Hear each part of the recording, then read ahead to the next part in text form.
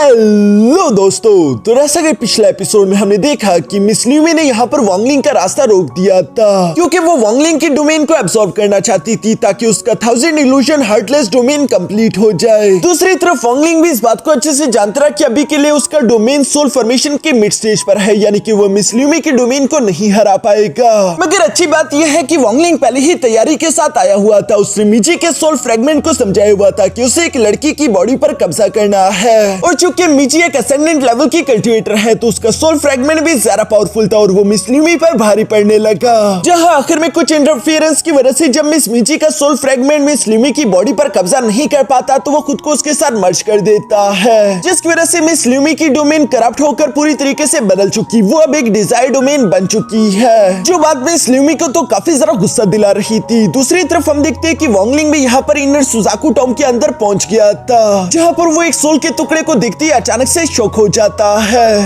अब आगे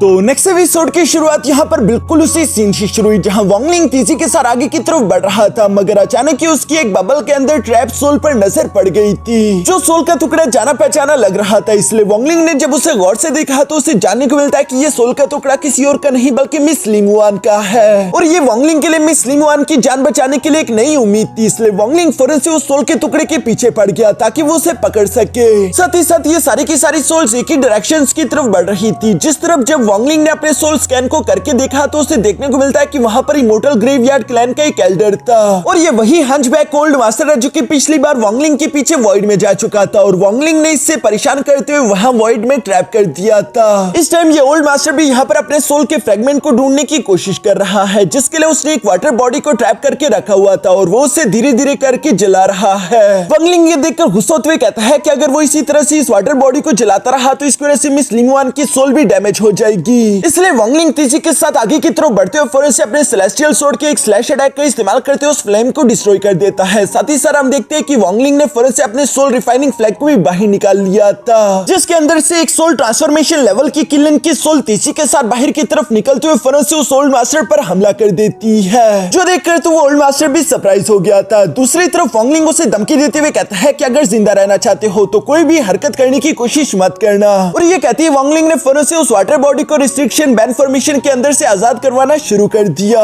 दूसरी तरफ ओल्ड मैन देखता है कि स्पेस में क्रैक पड़ रहे थे, यानी कि ये जगह जल्दी कोलैप्स करने वाली है। मेरे पास ज्यादा समय नहीं बचा, मुझे कहीं और जाकर अपनी सोल के टुकड़े को ढूंढना चाहिए। इसलिए हम देखते हैं कि वो ओल्ड मैन फौरन यहाँ से चला जाता है। दूसरी तरफ वॉन्गलिंग जो रिस्ट्रिक्शन बैन फॉर्मेशन को काफी हद तक कमजोर कर चुका था, लेकिन इस जगह को कोलैप्स होता हुआ देखकर वॉन्गलिंग भी परेशान होने लगा, और वो परेशान होते हुए कहता है कि अगर ये जगह कोलैप्स कर गई तो उसी के साथ मिस लिमुआन की सोल भी हमेशा हमेशा के लिए डिस्ट्रॉय हो जाएगी, जो कि मैं होने नहीं दे सकता। इसलिए वॉन्गलिंग फौरन से अपने सेलेस्टियल सोर्ड को बाहर की तरफ निकालते हुए एक जोरदार स्लैश अटैक कर देता है, जिस अटैक से वो रिस्ट्रिक्शन बैन फॉर्मेशन टूट गया और वाटर बॉडी आजाद होते हुए वॉन्गलिंग का शुक्रिया अदा करके अभी वहां से जाने लगी थी। मगर दूसरी तरफ वॉन्गलिंग अपने 1 बिलियन सोल फ्लैग को बाहर की तरफ निकालते हुए कुछ मेन सोल्स को आजाद करा देता है, जो कि उस वाटर बॉडी को घेरते हुए अचानक से उस पर हमला करते हुए उसे डिस्ट्रॉय करके कई सारे छोटे छोटे सोल फ्रेगमेंट्स में बिखेर देते हैं। ये करने के बाद वॉन्गलिंग फौरन से उन सोल फ्रेगमेंट्स की तरफ देखने लगा, क्योंकि इन्हीं में से एक मिस लिमुआन का सोल फ्रेगमेंट है, और वॉन्गलिंग उसे ढूंढने की कोशिश कर रहा था, मगर दोबारा से वो सोल बॉडी रीजॉइन हो गई, और वो गुस्सा होते हुए वॉन्गलिंग से कह रही थी कि आखिर तुम ये क्या कर रहे हो, पहले तुमने ही मेरी जान बचाई और अब तुम मुझ पर हमला करते हुए मुझे डिस्ट्रॉय करने की कोशिश कर रहे हो। लेकिन वॉन्गलिंग उसके सवाल का जवाब नहीं देता, बल्कि वो अपनी मेन सोल्स का इस्तेमाल करते हुए दोबारा से उस वाटर बॉडी के कई सारे टुकड़े कर देता है, जिसके बाद वो मिस लिमुआन के सोल फ्रेगमेंट को ढूंढते हुए कह रहा था कि लिमुआन आखिर कहाँ हो तुम। पीछे की तरफ हम उस हेंचबैक ओल्ड मैन को भी देखते हैं, जो कि यहाँ से भागने की अपनी पूरी कोशिश कर रहा था, लेकिन अचानक से उसके सामने एक राफ्ट ओपन हो गया,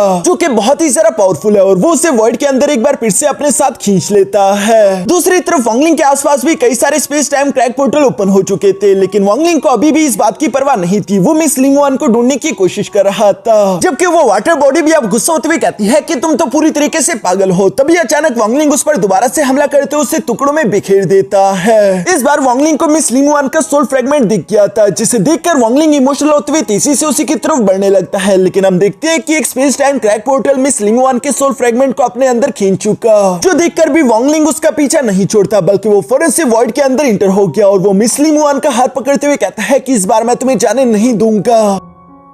ये कहते हुए वांगलिंग ने मिस लिंगवान को हाथ से पकड़ लिया था। साथ ही साथ सुजाकू टॉम के अंदर मौजूद वांगलिंग का 1 बिलियन सोल फ्लैग वो भी वांगलिंग को अपनी एनर्जी का इस्तेमाल करते हुए खुद की तरफ खींचना शुरू कर देता है, जिसकी वजह से वांगलिंग मिस लिंगवान के सोल फ्रेगमेंट को लेकर वॉइड से बाहर आ जाता है। और ऐसा करने के बाद वांगलिंग जितनी तेजी के साथ हो सके फौरन यहाँ से दूर निकलने लगा, जहाँ थोड़ी देर बाद हम देखते हैं कि वांगलिंग एक सेफ लोकेशन पर पहुंच गया, जहाँ पर वांगलिंग ने मिस लिंगवान के सोल फ्रेगमेंट को भी बचा लिया था। ये देखकर वांगलिंग को बहुत ही खुशी हो रही थी और वो उसे फौरन से अपने हेमनली पल के अंदर रख लेता है। मगर दूसरी तरफ वांगलिंग देखता है कि आसपास की जगह काफी तेजी के साथ कोलैप्स कर रही थी, इसलिए वो अपने मन में कहने लगा कि मुझे जल्द से जल्द स्टार कल्टीवेशन क्रिस्टल को ढूंढना होगा ताकि मैं वहां से अपने सोल फ्रेगमेंट को भी लेकर जल्दी से जल्दी यहाँ से बाहर निकल सकूं, वरना मैं मारा जा सका हूँ। ये कहते हुए वांगलिंग तेजी के साथ फर्स्ट सुजाकू के टॉम को ढूंढने के लिए आगे की तरफ बढ़ने लगा, जहाँ थोड़ी देर आगे जाने के बाद अचानक वांगलिंग को अपने सामने कई सारे गोल्डन सोल्स देखने को मिलते हैं, जिन्होंने सोर्ड्स और अलग अलग वेपन्स का फॉर्म ले लिया था और हम देखते हैं कि वो वांगलिंग पर हमला करना चाहते थे। ये देखकर वांगलिंग ने भी फौरन से अपने सेलेस्टियल सोर्ड को बाहर की तरफ निकाल लिया, जिसके अंदर लिंसुआन की सोल मौजूद है और ये सेलेस्टियल सोर्ड तो उन सारे के सारे सोर्ड सोल से ज्यादा पावरफुल थी, इसलिए वो इस सेलेस्टियल सोर्ड को देखकर दूर भागने लगे थे, जबकि लिंसुआन भी उनको फॉलो करते हुए कहता है कि अब क्या हुआ, पहले तो हमारी तरफ आ रहे थे, लगता है कि तुम लोगों को मुझसे डर लग रहा है, चलो भी अपने दादाबू के पास आ जाओ। ये कहते हुए लिंसुआन उन गोल्डन सोल्स के मजे लेते हुए उन्हें दूर भगा रहा था, मगर अचानक से हम देखते हैं कि वो सारे के सारे गोल्डन सोल्स एक जगह पर आकर टोर्नेडो फॉर्म लेने लगे, क्योंकि वांगलिंग भी उसके पीछे पीछे आ रहा था और अचानक से वो इस टोर्नेडो की एनर्जी को फील करते हुए कहता है कि ये तो किसी इमोर्टल फेरी की एनर्जी महसूस हो रही है। वांगलिंग अभी ये कह ही रहा था कि तभी अचानक उस टोर्नेडो के अंदर से एक बहुत ही ज्यादा पावरफुल एनर्जी वाली सोर्ड सामने की तरफ समन हो गई, जिसने लिंसुआन पर खतरनाक प्रेशर लगाना शुरू कर दिया था। वांगलिंग उस सोर्ड की तरफ देखते हुए कहता है कि ये तो एक सोर्ड सोल है, जिसका ऑरा बहुत ही ज्यादा प्राउडी और डेंजरस था। वांगलिंग समझ गया था कि इस सोर्ड के साथ फाइट करना इतना ज्यादा आसान नहीं होने वाला, जबकि वो सोर्ड सोल भी तेजी के साथ नीचे की तरफ आते हुए यहाँ वांगलिंग के सेलेस्टियल सोर्ड से टकरा गई थी। दूसरी तरफ वांगलिंग अपने सेलेस्टियल सोर्ड को पकड़ते हुए फौरन से एक स्लैश अटैक उस सोर्ड पर लगा देता है। लिंसुआन बेचारा तो काफी ज्यादा घबराया हुआ लग रहा था, लेकिन दूसरी तरफ वो सोर्ड सोल वांगलिंग से कहती है कि तुम यहाँ से जा सकते हो, बस मुझे तुम्हारी सोर्ड की सोल चाहिए, तुम्हें अपने सेलेस्टियल सोर्ड को यहीं पर छोड़कर जाना होगा। लिंसुआन तो वांगलिंग से कहता है कि नहीं मालिक, प्लीज ऐसा मत करना, मुझे छोड़कर मत जाना। वांगलिंग भी इतनी आसानी के साथ अपने सेलेस्टियल सोर्ड जैसे कीमती ट्रेजर को कैसे छोड़ सकता है। दूसरी तरफ हम देखते हैं कि अचानक से उस सोर्ड सोल ने जायंट फॉर्म लेकर वांगलिंग पर हमला करने की कोशिश की, जिस अटैक को वांगलिंग अपने सेलेस्टियल सोर्ड का इस्तेमाल करते हुए ब्लॉक कर देता है, मगर वो बुरी तरीके से हिट होते हुए अचानक से नीचे की तरफ आ गिरा। वांगलिंग इस बात को तो समझ गया था कि वो फाइट करने में अपना समय जाया नहीं कर सकता, इसलिए वो तेजी के साथ यहाँ से दूर भागने लगता है, लेकिन वो सोर्ड सोल और बाकी की जितनी भी गोल्डन सोल्स थी वो सारी के सारी वांगलिंग के पीछे पड़ गई। इन सबकी रफ्तार काफी ज्यादा तेज थी। साथ ही साथ वांगलिंग अपने मन में कह रहा था कि उस सोर्ड सोल का अटैक पावर बहुत ही ज्यादा स्ट्रॉन्ग है, मुझे कुछ सोचना होगा। भी वांगलिंग ये सब कह ही रहा था, तभी अचानक हम देखते हैं कि वो सोर्ड सोल काफी तेजी के साथ मूव करते हुए फौरन से वांगलिंग के सामने आ गई, जहां वो खुद को एक ब्लैक होल में कन्वर्ट करते हुए कई सारे स्लैश अटैक वांगलिंग पर बरसाते हुए कह रही थी कि मैंने कहा ना कि सेलेस्टियल सोर्ड को यहीं पर छोड़ दो, वरना तुम भी मारे जाओगे। वांगलिंग खुद को उन स्लैश अटैक से बचा रहा था। दूसरी तरफ हम देखते हैं कि यहाँ पर कियानफेंग भी इसी फाइट का फायदा उठाते हुए इस जगह से गुजर जाता है। वो दूर से ही पहचान चुका था कि वहाँ पर उन गोल्डन सोल और साथ ही साथ सोर्ड सोल से फाइट करने वाला कोई और नहीं बल्कि ज़ेंगन्यू यानी कि वांगलिंग है। और अगर वांगलिंग इस वक्त इन गोल्डन सोल्स के साथ फाइट ना कर रहा होता तो कियानफेंग को आगे गुजरने में काफी तकलीफ होती, इसलिए वो वांगलिंग का शुक्रिया अदा करते हुए कहता है कि इसके लिए तो मुझे तुम्हें गिफ्ट देना ही चाहिए। ये कहती है कियानफेंग ने फौरन से अपने फर्नेस यानी कि रेड बटरफ्लाई को बाहर की तरफ निकाल लिया था, जहाँ पर वो रेड बटरफ्लाई से कहता है कि तुम तो हमेशा से ज़ेंगन्यू के साथ फाइट करना चाहती थी ना, तो मैं तुम्हें मौका दे रहा हूँ, यहीं पर रुको, जब ज़ेंगन्यू यहाँ से गुजरेगा तो उसे जान से मार डालना। ये कहते हुए कियानफेंग सामने की तरफ निकल चुका था, जबकि रेड बटरफ्लाई उसी जगह पर रुककर ज़ेंगन्यू यानी कि वांगलिंग का इंतजार करने लगी। दूसरी तरफ हम इंजर्ड वांगलिंग को देखते हैं, जो कि कई देर से इनके साथ फाइट करता जा रहा था और उसे इस फाइट के दौरान एक बात का एहसास हो गया कि उस सोर्ड सोल को मेरी सेलेस्टियल सोर्ड नहीं बल्कि लिंसुआन चाहिए, इसलिए वो लिंसुआन से कहता है कि लिंसुआन मुझे माफ कर देना, लेकिन लगता है कि मुझे तुम्हें पीछे छोड़ना ही होगा। इवन कि लिंसुआन तो वांगलिंग के सामने भीख मांगते हुए कह रहा था कि प्लीज मास्टर ऐसा मत करना, जिस पर वांगलिंग जवाब देते हुए कहता है कि फिक्र मत करो, तुम एक डेविल हो, इतनी आसानी के साथ तुम नहीं मरोगे और मैं जल्दी तुम्हें लेने के लिए वापस आऊंगा। ये कहती वांगलिंग लिंसुआन की सोल को अपने सेलेस्टियल सोर्ड से बाहर की तरफ निकालते हुए फौरन से सामने की तरफ भेज देता है, जहां पर हम देखते हैं कि वो सोल सोर्ड लिंसुआन को फॉलो करते हुए तेजी से उसके पीछे चली गई थी। दूसरी तरफ वांगलिंग कह रहा था कि ये सोर्ड काफी कीमती ट्रेजर है, मुझे कोई ना कोई रास्ता ढूंढना ही होगा ताकि मैं लिंसुआन और साथ ही सोल ट्रेजर को भी अपने लिए हासिल कर सकूं। मगर इससे भी ज्यादा जरूरी फिलहाल वांगलिंग के लिए अपने सोल फ्रेगमेंट को ढूंढना है, इसलिए हम देखते हैं कि वो फर्स्ट सुजाकू एम्परर की टॉम की तरफ रवाना हो गया। जहाँ कुछ देर आगे की तरफ बढ़ने के बाद अचानक से वॉन्गलिंग पर कोई हमला कर देता है और वॉन्गलिंग को अपने फॉरबिडन फ्लैग को बाहर की तरफ निकालते उस अटैक को ब्लॉक करना पड़ा। जिसके बाद वॉन्गलिंग देखता है कि ये अटैक करने वाली कोई और नहीं बल्कि रेड बटरफ्लाई थी, जिसे क्यानफेंग ने अपने फर्नेस की तरह रिफाइन कर लिया है। इसी वजह से यहाँ पर उसके पास उसकी अपनी कॉन्शियसनेस फिलहाल नहीं थी। वो बस सिर्फ क्यानफेंग के ऑर्डर को मानते हुए यहाँ एक पपेट की तरह काम कर रही है। ये सब देखते हुए वॉन्गलिंग ने फिर से अपने सेलेस्टियल स्वॉर्ड को बाहर की तरफ निकाल लिया था। जिस स्लैश अटैक को ब्लॉक करने के लिए दूसरी तरफ रेड बटरफ्लाई भी अपने थंडर व्हीप को बाहर की तरफ निकाल लेती है। वॉन्गलिंग यहाँ पर इस जगह को कोलैप्स होता हुआ देख रहा था और वो कहता है कि काश इस वक्त तुम्हारे पास तुम्हारी कॉन्शियसनेस होती तो तुम्हें मालूम होता कि इस वक्त हमें एक दूसरे से फाइट नहीं करनी चाहिए। मगर चूंकि रेड बटरफ्लाई सिर्फ एक पपेट की तरह एक्ट कर रही है, इसलिए उसे इस बातों से फर्क नहीं पड़ता, बल्कि वो अपने थंडर व्हीप को लेकर फिर से वॉन्गलिंग पर हमला करने की कोशिश करने लगी ताकि वो वॉन्गलिंग को जान से मार सके। दूसरी तरफ वॉन्गलिंग को भी मजबूरन अपने सेलेस्टियल स्वॉर्ड का इस्तेमाल करते हुए रेड बटरफ्लाई के साथ टकराना पड़ता है, जिस टकराव की वजह से हम देखते हैं कि यहाँ पर रेड बटरफ्लाई के ऊपर से क्यानफेंग का असर थोड़ा सा कम हो गया था, जिसकी वजह से उसकी कॉन्शियसनेस और साथ ही साथ उसकी मेमोरी थोड़ी बहुत वापस आने लगी। वॉन्गलिंग फौरन से उसे पीछे की तरफ धकेल देता है, जहाँ रेड बटरफ्लाई खुद को कंट्रोल करने की कोशिश करते हुए कह रही थी कि मैं खुद पर काबू नहीं कर पा रही, प्लीज मुझे जान से मार डालो। मगर चूंकि उसकी बॉडी उसके काबू में नहीं थी, इसलिए वो फौरन से कुछ आइस नीडल अटैक रेडी करते हुए वॉन्गलिंग पर हमला कर देती है, जिन अटैक्स को डॉज करते हुए वॉन्गलिंग पीछे की तरफ आ गया था। दूसरी तरफ रेड बटरफ्लाई अपनी पूरी कोशिश कर रही थी कि वो खुद की बॉडी पर काबू कर ले, लेकिन चाहे वो जो मर्जी कर ले, ऐसा करना उसके लिए पॉसिबल नहीं था। इसलिए वो धीरे धीरे से वॉन्गलिंग की तरफ बढ़ते हुए कह रही थी कि मैं रेड बटरफ्लाई हूँ, ऐसी जीने से बेहतर है कि मैं मर ही जाऊँ। ये सुनकर वॉन्गलिंग जवाब देते हुए कहता है कि मेरे इस कल्टीवेशन के सफर में तुम मेरी वो एक दुश्मन हो जिसने मुझे इतना ज्यादा ताकतवर बना दिया। सच कहूँ तो मैं तुम्हारी रिस्पेक्ट करता हूँ, इसलिए मैं तुम्हें एक योद्धा की मौत दूंगा। और ये कहती वॉन्गलिंग फौरन से अपने एक्स वेपन को बाहर की तरफ निकाल लेता है। वॉन्गलिंग की ये बातें सुनकर रेड बटरफ्लाई के चेहरे पर भी एक स्माइल आ गई थी और वो भी तेजी से आगे की तरफ बढ़ते हुए वॉन्गलिंग के साथ फाइट करने लगी, जहाँ इस फाइनल बैटल में हम देखते हैं कि इन दोनों ने अपनी पूरी जान लगा दी थी। रेड बटरफ्लाई थंडर व्हीप का इस्तेमाल कर रही थी, जबकि वॉन्गलिंग का एक्स वेपन ज्यादा पावरफुल था और इसी वजह से वो रेड बटरफ्लाई को बुरी तरीके से इंजर्ड कर चुका। जहां हारने के बावजूद भी रेड बटरफ्लाई के चेहरे पर कोई भी अफसोस नहीं था, बल्कि वो मुस्कुराते हुए वॉन्गलिंग से कह रही थी कि रुको मत और आगे बढ़ो।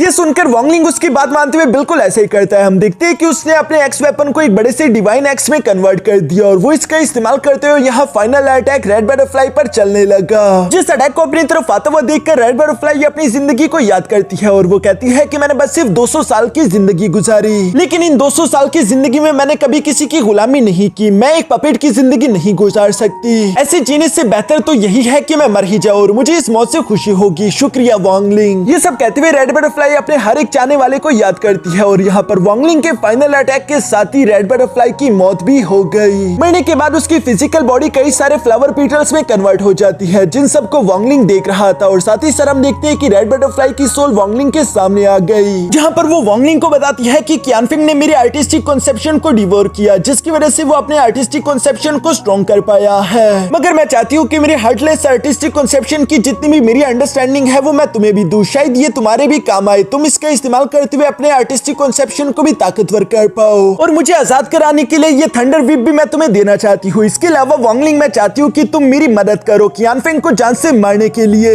बदले में मैं तुम्हें तोहफे के तौर पर एक इन्फॉर्मेशन देती हूँ। अगली स्प्रिंग के मौसम में नॉर्थ प्लेन पर एक ब्लू कलर का फ्लावर उगेगा जिसे ब्लू रोज ट्रेजर के नाम से जाना जाता है। वो मेरी तरफ से तुम्हारे लिए आखिरी तोहफा होगा। और ये सब कहते हुए रेड बटरफ्लाई धीरे धीरे करके वहां से गायब हो गई, जिसे जाता हुआ देखकर वॉन्गलिंग उन ट्रेजर्स को अपने पास रखते हुए रेड बटरफ्लाई को याद करते हुए कहता है कि ठीक है, मैं तुमसे वादा करता हूँ क्यानफेंग जान से मारा जाएगा। दूसरी तरफ सीन शिफ्ट होकर यहाँ इमोर्टल ग्रेवयार्ड क्लैन के एंसेस्टर्स पर आ जाता है, जहाँ पर ये सारे एंसेस्टर्स मिलकर किसी तरह के रिचुअल को परफॉर्म कर रहे थे और ज़ूज़ू स्कल की पावर का इस्तेमाल करते हुए ये लोग हवा में एक पोर्टल क्रिएट कर देते हैं, जो पोर्टल सीधा सुजाकू टॉम के अंदर ओपन होगा। वैसे तो सुजाकू टॉम के अंदर कोई भी असेंडेंट लेवल का कल्टीवेटर नहीं जा सकता, मगर यहाँ पर इन लोगों ने ये जो पोर्टल बनाया है इसका इस्तेमाल करते हुए ये लोग एक असेंडेंट लेवल के कल्टीवेटर को सुजाकू टॉम के अंदर बेच सकते हैं, जो काम था तो डेंजरस, क्योंकि अगर रून पावर खत्म हो गई तो वो कल्टीवेटर जान से मारा जाएगा। इसलिए फर्स्ट एंसेस्टर सवाल करते हुए पूछ रहे थे कि बताओ कि कौन आखिर सुजाकू टॉम के अंदर जाने वाला है। यहाँ पर कोई भी आगे नहीं बढ़ रहा था, तभी अचानक हम देखते हैं कि मास्टर यून क्यूजी खड़े हो गए और वो कहने लगे कि मैं अंदर जाने के लिए तैयार हूँ। मैं अंदर जाकर जल्दी से जल्दी स्टार कल्टीवेशन क्रिस्टल को ढूंढ लूंगा ताकि तुम लोग रिवर्स कल्टीवेशन रिपेयर टेक्निक का इस्तेमाल करते हुए स्टार कल्टीवेशन क्रिस्टल को दोबारा से रिपेयर कर सको। सिर्फ यही तरीका है कल्टीवेशन अलायंस को यहाँ पर आने से रोकने का और मेरे इमोर्टल ग्रेवयार्ड क्लैन के लोगों की जान बचाने का। जो सब सुनकर फर्स्ट एंसेस्टर को काफी अच्छा लग रहा था और वो यून क्यूजी से कहते हैं कि ये सफर खतरों से भरा होगा, इसलिए अपना ख्याल रखना। जो सब सुनने के बाद मास्टर यून क्यूजी तीसी के साथ उस पोर्टल का इस्तेमाल करते हुए सुजाकू टॉम के अंदर की तरफ चले गए। इसके बाद नेक्स्ट सीन हम लोगों को यहाँ पर फर्स्ट सुजाकू एम्परर की कब्र के बाहर का दिखाया जाता है, जहाँ पर बहुत सारे कल्टिवेटर दरवाजा ओपन होने का इंतजार कर रहे थे, जिनमें से जावू ताई और जीजिन भी एक है। तभी अचानक हम देखते हैं कि थोड़ी देर में वहाँ पर मास्टर यून क्यूजी भी पहुंच गया, जिसका प्रेशर बहुत ही ज्यादा खतरनाक था। सारे के सारे कल्टीवेटर्स ये देखकर सरप्राइज होते हुए कहते हैं कि आखिर मास्टर यून क्यूजी यहाँ सुजाकू टॉम में कैसे आ गए, ये आखिर कैसे पॉसिबल है, क्योंकि बाहर की तरफ तो एक रिस्ट्रिक्शन बैन फॉर्मेशन लगी हुई है ना। लेकिन जावू ताई और जीजिन तो उसके डिसाइपल थे, इसलिए वो यहाँ पर अपने मास्टर को देखकर काफी सारा खुश हो गए और वो फौरन से मास्टर यून क्यूजी को ग्रीट करने लगे। साथ ही साथ जावू ताई यहाँ पर मास्टर यून क्यूजी को बताते हुए कहता है कि मैं और मेरे साथी यहाँ पर काफी वक्त से इस दरवाजे के ओपन होने का इंतजार कर रहे हैं, लेकिन ये दरवाजा तो ओपन होने का नाम ही नहीं ले रहा। इस पर मास्टर यून क्यूजी जवाब देते हुए कहता है कि जल्दबाजी की कोई जरूरत नहीं, वैसे भी इस दरवाजे को ऐसे ओपन नहीं किया जा सकता, इसे सिर्फ स्टार कल्टीवेशन हार्ड क्रिस्टल का इस्तेमाल करते ही ओपन किया जा सकता है। लेकिन चूंकि हमारे पास वो क्रिस्टल नहीं है, फिर हम लोगों को सुजाकू टॉम के कोलैप्स होने का इंतजार करना होगा। जब सुजाकू टॉम भी एक हद तक कोलैप्स कर जाएगा, तब के टाइम ये सील कमजोर हो जाएगा और वही होगा हमारे पास मौका फर्स्ट सुजाकू एम्परर की टॉम के अंदर इंटर होने का। ये सारी बातें सुनकर वही पहले वाला बुढ़ाऊ अचानक से मुस्कुराने लगा, जिसके साथ एक बंदर भी मौजूद था। मास्टर यून क्यूजी उस बुढ़ाऊ की तरफ देखते हुए कहता है कि ये आदमी तो सुजाकू स्टार से नहीं लग रहा, शायद ये किसी और प्लेनेट से है। बेशक ये आदमी सोल ट्रांसफॉर्मेशन लेवल की पीक का कल्टीवेटर लग रहा है, लेकिन इसकी बॉडी में मैं एक अजीब सी एनर्जी को महसूस कर पा रहा हूँ। ये सब सोचते हुए अचानक से मास्टर यून क्यूजी ऊंची आवाज में उस बुढ़ाऊ की तरफ देखते हुए कहता है कि मैं नहीं जानता कि आखिर किस कल्टीवेटर ने तुम्हारी बॉडी पर कब्जा किया है, लेकिन हाँ मैं ये जरूर जानना चाहता हूँ कि आखिर तुम कौन हो, क्यों ना तुम अपनी ट्रू बॉडी के साथ सामने आ जाओ। इस पर उस बुढ़ाऊ की बॉडी के अंदर से टाउसिन मास्टर यून क्यूजी को जवाब देते हुए कहता है कि अगर मैं अपनी ट्रू बॉडी के साथ तुम्हारे सामने आ भी जाऊं तब भी कोई फायदा नहीं है, क्योंकि तुम और मैं एक दूसरे को नहीं पहचानते। अभी वो ये सब कह ही रहा था कि तभी अचानक वो जगह कोलैप्स करने लगी। आसमान में कई सारे space time track portal open होने लगे, जिसकी वजह से नॉर्मल कल्टीवेटर्स तो पैनिक करने लगते हैं, लेकिन मास्टर यून क्यूजी जानता रहा कि ये सब तो होगा ही। इसका मतलब यही है कि बाहर का सुजाकू टॉम्स पूरी तरीके से कोलैप्स करने लगा है, यानी कि थोड़ी देर में ये लोग सामने के दरवाजे को ओपन कर पाएंगे। तभी अचानक हम देखते हैं कि थोड़ी देर में कियानफेंग और मिस ल्यूमी भी तीसी के साथ उड़ते हुए यहाँ पर पहुंच गए, जहाँ कियानफेंग जीजिन को अपने सामने देखकर गुस्सा होते हुए कहता है कि ये तो वही कमीनी मेरी फर्नेस है जो कि मुझसे भाग गई थी। दूसरी तरफ जीजिन भी उसे देखकर घबराते हुए फौरन से यहाँ अपने मास्टर यून क्यूजी के पीछे जाकर छुप गई। मास्टर यून क्यूजी भी सामने की तरफ मौजूद कियानफेंग और मिस ल्यूमी की तरफ देखने लगा, लेकिन वो महसूस करता है कि अभी तक यहाँ पर वोंगलिंग नहीं पहुंचा, बाकी के सब लोग पहले ही यहाँ पर आ चुके हैं। दूसरी तरफ कियानफेंग भी ज़ेंगन्यू को याद करते हुए कह रहा था कि अब तक तो रेड बटरफ्लाई ने उसे जान से मार भी दिया होगा। इसी बात से कियानफेंग को खुशी हो रही थी, लेकिन अचानक ही लोग बातें करते हुए कहते हैं कि देखो कोई कल्टीवेटर बहुत ही तेजी से इस तरफ आ रहा है, और ये कल्टीवेटर कोई और नहीं बल्कि जख्मी वोंगलिंग था, जो कि तेजी के साथ उड़ते हुए यहाँ एक हीरोइक एंट्री के साथ फौरन इन लोगों के सामने आ जाता है। सब लोग यहाँ पर ज़ेंगन्यू की एंट्री देखकर काफी सारा शौक हो गए थे, जबकि मास्टर यून क्यूजी तो पहले से ही जानते थे कि चाहे जो मर्जी हो जाए वोंगलिंग तो यहाँ पर जरूर आएगा, और वोंगलिंग ने एक बार फिर से खुद को साबित भी कर दिया। अभी ये लोग फर्स्ट सुजाकू एम्परर की टॉम के अंदर जा सकते हैं। दूसरी तरफ बाहर हमें देखने को मिलता है कि ज़ू क्यूजी भी ये सब होता हुआ देख रहा था, और इससे गुस्सा आने के बजाय खुशी हो रही थी। वो खुश होते हुए कह रहा था कि अब इस गेम का क्लाइमैक्स शुरू होने वाला है, तो सब लोग तैयार हो जाओ। जिसके ये सब कहते इसी सीन के साथ हमारा ये एपिसोड यहीं पर खत्म हो जाता है।